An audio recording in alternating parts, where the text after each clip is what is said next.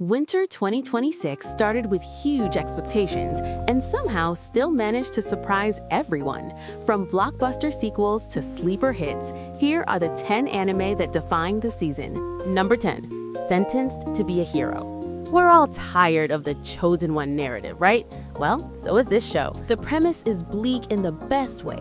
The worst criminals are forced to become heroes because their lives are considered disposable. But in this world, hero isn't a title, it's a punishment. These criminals are thrown onto the front lines of a brutal war, and if they die, they're simply resurrected and sent back into battle. Think Suicide Squad meets dark fantasy. The heroes aren't fighting for glory, they're fighting because the system won't let them stop. It's cynical, brutal, and it stood out sharply against the brighter shows this season. But if dark fantasy isn't your thing, the next show goes in the complete opposite direction, a romance mystery built entirely around voices and memory. Number 9. Tune in to the Midnight Heart. If you've been chasing that quintessential quintuplets or nisekoi feeling, this one fills that void immediately. RMC Arisu spent years searching for the voice of a mysterious anonymous radio host he fell for in middle school. When he tracks her down, the catch is that 4 different girls from the school's broadcasting club all sound exactly like her: a singer, a voice actress, an announcer, and a VTuber. Each one matches a different detail he remembers. It's a man-on-a-mission love story built entirely around voice and memory, and the art is genuinely stunning. Waifu war debates are already in full effect. But if you'd rather have fantasy with your romance instead of a school setting, the next show delivers exactly that. Number 8. There was a cute girl in the hero's party, so I tried confessing to her. This one mixes fantasy adventure with light rom-com energy in a setup that's just fun. Our protagonist is a demon whose one job was to crush the hero's party until he saw the priestess and completely fell apart. Now he's risking everything just to confess to her. The romance is genuinely wholesome, and both leads are so earnest and oblivious that you can't help rooting for them. The animation has its rough patches, but when the narrative hits its peak, it really delivers. Now from light fantasy comedy to something much more atmospheric. Number 7. Love Through a Prism. Every so often, an anime comes along that feels less like a TV show and more like an indie film festival. Produced by Wit Studio, this is a rivals-to-lovers story set in early 20th century London following a young Japanese painter and a quietly intense English artist caught in a slow orbit around each other. The romance is built almost entirely on what goes unsaid: stolen glances, missed moments, words that never quite make it out. The backgrounds look hand-mixed, the color work is masterful, and the emotional weight creeps up on you. Be warned, this is not a light watch, but it leaves a mark. But if you're here for pure chaos instead of light romance, the next entry brings the energy back immediately. Number 6. Jujutsu Kaisen Season 3, The Culling Game. Rules? Who needs rules? The Culling Game is a battle royale free-for-all, and the shift in tone from the structured school setting to pure chaos is electric. The standout this season is Hikari, a man whose superpower is essentially crippling gambling addiction, and watching him dismantle opponents to the rhythm of his own theme song is peak shonen energy. It's loud, it's feral, and it's Gege Akutami daring you to look away. Stop trying to track the point system and just let the spectacle wash over you. But not every standout anime this season relied on explosive battles. One of the most powerful stories was also one of the quietest. Number 5. Journal with Witch. Here's one you might be sleeping on. A 35-year-old novelist takes in her teenage niece after a family tragedy. 2 people who barely know each other learning to live together in what the show quietly calls a foreign land.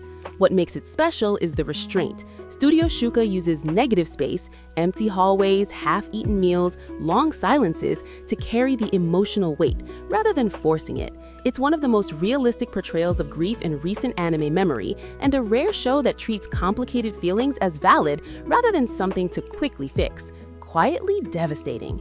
And speaking of emotionally driven storytelling, the next entry takes a classic Japanese legend and reimagines it in a surprisingly modern way.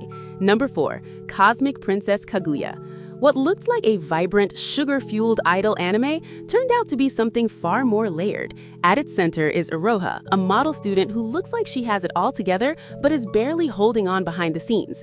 When a baby Kaguya crashes into her life from the sky, everything shifts, and the film uses that chaos to explore pressure, identity, and the versions of ourselves we perform for others. It's rooted in one of Japan's oldest stories, but reframed as something painfully modern. The animation is stunning, and it will genuinely move you.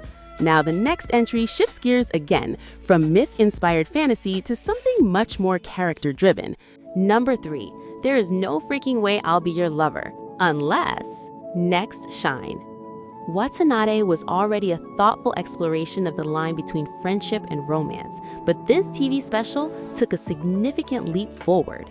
The focus shifts to Kaho, a character who spent most of the first season on the sideline, and it completely recontextualizes the story around her. She's sharp, a little belligerent, and exactly the kind of character this series needed to shake Runako out of her comfort zone. The emotional depth, the comedy, and the animation quality were all peaking simultaneously. Absolutely an incredibly strong start to the anime year. But if you want a story that leans fully into drama and psychological tension, the next entry delivers that in a big way. Number 2, Oshi no Ko Season 3. If Season 1 was the mystery and Season 2 was about the craft, Season 3 is about consequences. Big Komichi is on the edge of mainstream success, but the cost of that fame is catching up with everyone. Ruby has undergone a transformation that genuinely unsettles. She's no longer chasing a dream, she's weaponizing it. Aqua is making moves that are morally gray at best, and for the first time, the shadow behind everything is starting to take a real shape. The animation by Doga Kobo remains top tier, and the pacing this season is the sharpest yet. This is dark, cynical, peak drama, and it hasn't lost a single step. Before we jump into number 1, here are some honorable mentions, some that almost made the cut and others I haven't had the chance to watch yet. But based on the hype, what I've heard from the community, and the love surrounding them, they absolutely deserve a spotlight.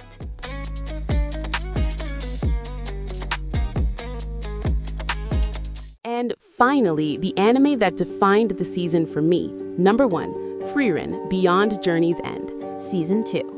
After a first season that many people already consider a masterpiece, the big question was whether Frieren could keep that level going. Somehow, Season 2 might actually be even stronger.